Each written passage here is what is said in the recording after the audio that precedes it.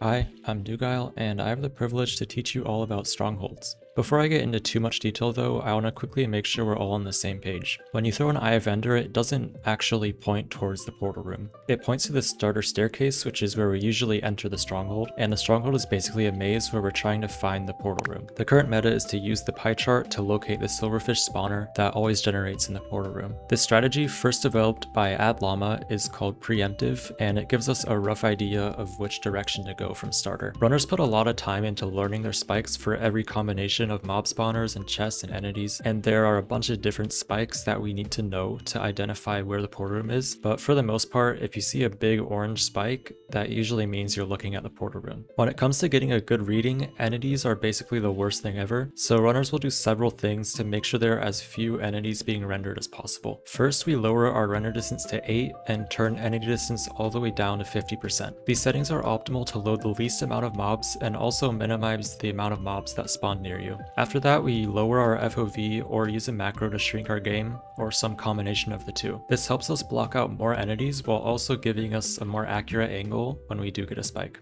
In some strongholds, we won't get a spike at all on our initial scan. This is called culling, and it happens because the chunk the portal room isn't being rendered. When this happens, you'll see runners crossing chunk borders and digging into hidden rooms, both of which can get the portal room to render and allow us to get the spike. While naviging the stronghold, it's important that we keep track of how deep we are. The portal room can be no less than 6 rooms deep, and there's technically no limit to how deep it can be, but once you get past 8 or 9 rooms, it's unlikely the portal room will be in that direction, and it becomes less likely the deeper you go. Something unique about the portal room is that it's never corrupted by caves or ravines. Other rooms can get fully removed, but the portal room always stays intact. This means that if you see a perfectly box-shaped room in a cave, it's very likely you're looking at the portal room. Something else runners have to be aware of is ocean exposed strongholds. We can tell if a stronghold is ocean exposed if there are water particles dripping from the ceiling, or sometimes there's just a hole in the wall that makes it really obvious. Ocean exposed strongholds are great if the portal room is exposed, but they can also really suck if it isn't exposed because there are no caves above you, so mob spawns are way more concentrated inside the stronghold than normal. You'll often see runners setting their spawn and intentionally dying to reset their health. This is called a death reset, and it's especially common in the stronghold because we want to enter the end on full health if we're planning to zero cycle. There's still so many more small things that go into stronghold nav, but there's only so much I can cover in this short segment.